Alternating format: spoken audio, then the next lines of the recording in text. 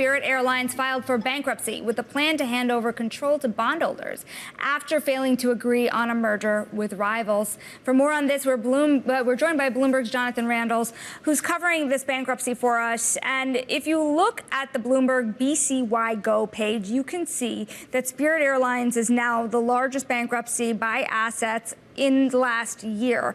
What do we know about the details of the process? Yeah, they announced a pretty large restructuring of their balance sheet. That's their plan.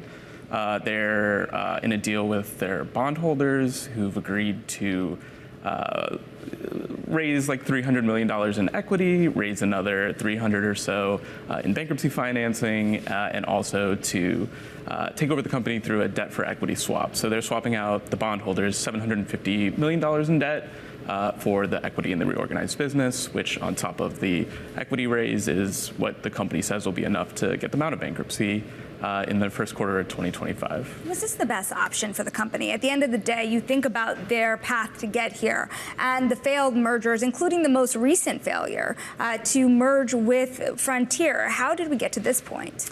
Yeah, so they did mention in court papers that were just filed earlier today that those talks with Frontier have ended. They didn't explain or go into detail into why.